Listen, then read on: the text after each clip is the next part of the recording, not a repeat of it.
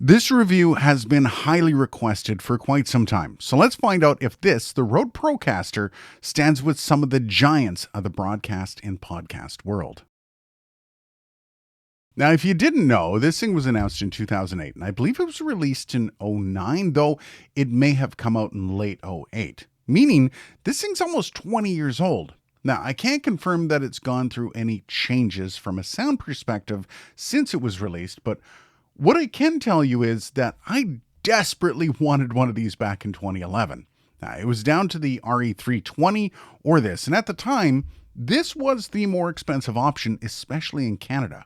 Now, me being broke AF, I went with the cheaper option, the RE320. And honestly, to this day, the RE320 is still one of my favorite microphones.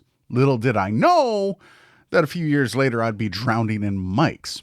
But at the time, I did get a chance to A/B these two microphones, and I actually preferred the Rode Procaster. And what's interesting is my ears were nowhere near what they are now. So let's see if that opinion has changed over the years. In case you're wondering, this thing is an absolute beast. And like any other good home defense option, it has a nice amount of weight, and it's guaranteed to stand up to the toughest of zombie skulls. Now, you can obviously see that Rode's aesthetic is still going strong, and honestly, even almost 20 years on, this thing looks fantastic. That's all one piece, so there's no real opening it with the exception of the one top piece so you can see the pop filter.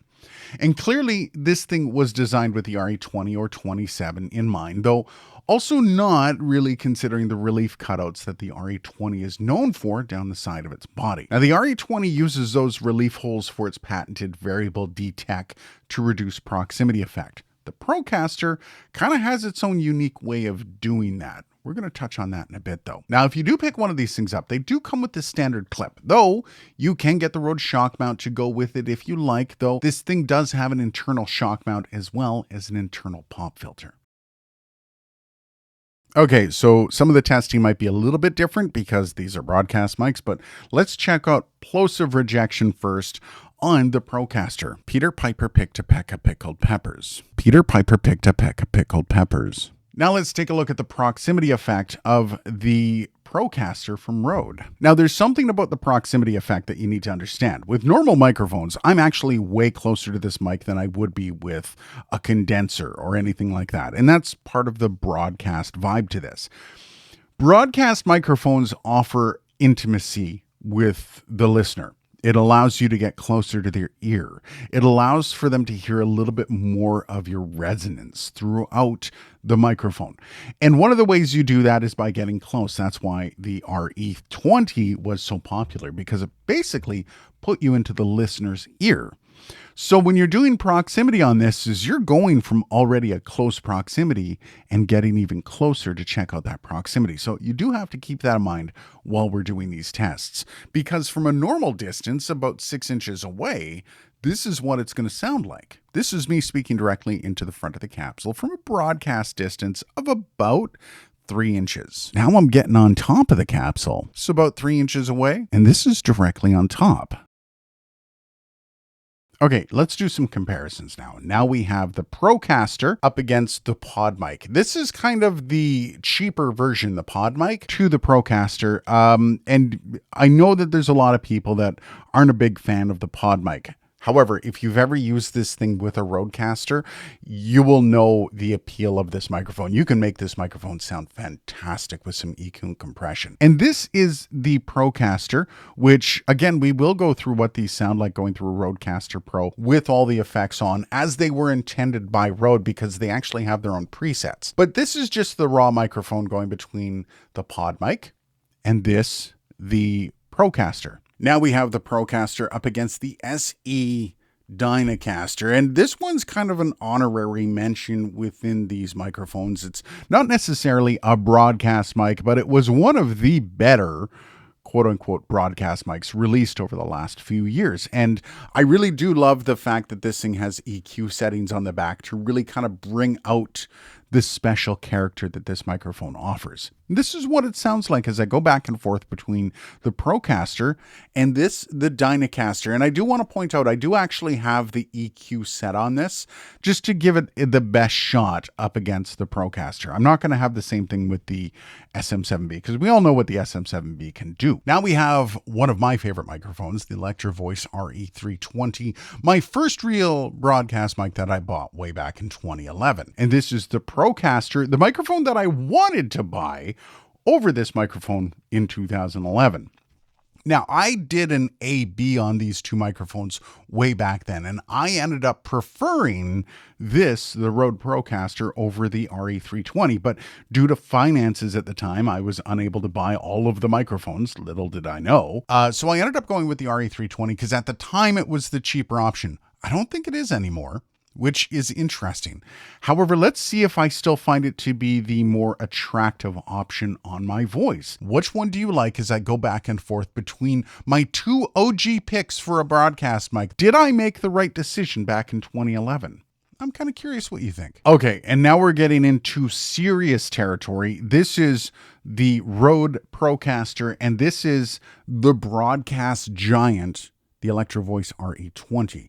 And this is what it sounds like as I'm going back and forth between these two microphones. Now, this one is kind of the go-to for radio stations, for about 50 years. This was the microphone people were using in broadcast studios forever. It just recently started getting taken out by some Neumann options. But what do you think as we go back and forth between the Procaster, the microphone that was loosely based on the RE20, and this being the Electro Voice RE20? Which one do you like better? I think as we get closer to the SM7B, a lot of personal choice is going to start coming out. So now we have the Big Daddy, the SM7B, up against the Rode Procaster. And now I'm going to have to point out that the SM7B normally sounds flat in these comparisons because it is flat. It's a microphone that is meant to be EQ'd. Like all other microphones, it just comes at it as a blank canvas, where other microphones maybe have a little bit more of a dynamic sound to them out of the box. And I would say that about the Rode Procaster. So what do you think as I go back and forth between them? This being the Procaster and this being the SM7B. Now let's take a look at what these microphones sound like with the stock processing on with the Rodecaster. And this is the most intriguing one we're starting with, the Podmic versus the Procaster. And the reason I find this intriguing is the price difference between these. Now, it is true, you can process most mics to sound pretty close to other mics, depending on what their core sound is. You can get most microphones pretty close to other microphones. But what do you think as I go between the Procaster with the processing on? Remember, this is all of the processing on the Rodecaster that Rode has picked out for both microphones. What do you think as I go between them? Now we have the RE20 up against the Rode Procaster, and this is with the stock processing on the Rodecaster series. The RE20 has a profile in there, so does the Procaster, and we're going to hear exactly what it sounds like as we go back and forth between them. What do you think as I go between? Do you like the processing on the RE20 via the Rodecaster, or do you like the processing on the Rode Procaster? Now we have the SM7B versus the Rode Procaster with the processing on, and I'm going to go back and forth between them so you can hear how the Rodecaster series interprets these microphones and the bass processing that you have between them. Which one do you like? The Procaster or the SM7B? Now, the marketing of broadcast seems to have died down in the last several years, and honestly, I've got to admit, I'm kind of happy to see that. Every company and their uncle was releasing a microphone with similar looks to either the RE20 or the SM7B, and just slapping the name broadcast on the side, which perhaps annoyed me a little bit more than it should have. But realistically, the concept of what broadcast is something that is relied upon for years and can be used in mission-critical situations. That is the biggest consideration. I mean, it helped mics like the RE20 sound great on basically everyone. But radio station processing is also kind of supposed to do that. But broadcast gear also offered something beyond just looks, like, for example, the variable D technology with the RE20. That alone made it a mainstay in broadcast studios because hosts weren't microphone professionals.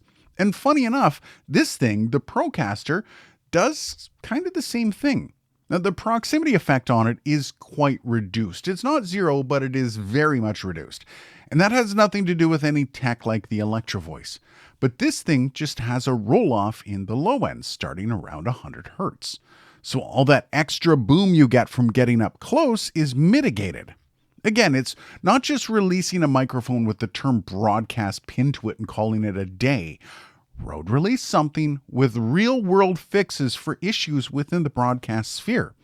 And it shows that this thing was made for that specifically, and made to challenge the broadcast status quo, which is kind of cool. I don't get to say this very often, but here goes. If you're looking for that broadcast sound, that nice, thick, and rich delivery, but you lack the ability with EQ and compression, this is a great starting point. But also, if you're in the market for one of the broadcast mics, but you really don't have the cash to throw around on like an RE20 or an SM7B, this is a fantastic buy. I really like what 2009 Rode was up to, and I do have to admit, this is a criminally underrepresented microphone out there these days. Now, when you put it up against the Podmic, this had a bit more fullness, and I think that's the sound many people wanted out of that Podmic. Again, with the full suite of effects on the Rodecaster lineup, the difference becomes null, but as a standalone with naked sound, this thing easily wins there. As for the rest of the microphones, it's going to come down to preference for you. Honestly, there really isn't a wrong answer with any of the microphones that we tested today, especially if you're keen to learn how to do your own EQ and compression, which I do actually recommend for anybody watching this video. Two of these microphones stand out for me though. This one and the RE20 for those that are looking for a bare sound that they can get away with. The RE320, yeah, that has to be mentioned as well. Honestly though, if you have a Rodecaster Pro, Pro 2, or Duo, hell, you can easily get great sound out of the Podmic and just be done with it. But this is an easy recommendation if you're looking for that broadcast look that will give you great results without breaking the bank. So yeah, it's an easy recommendation. I want to know which one of all these microphones we tested out that you liked the most. Hit me up down below. Cheers, guys, and I will see you in the next video.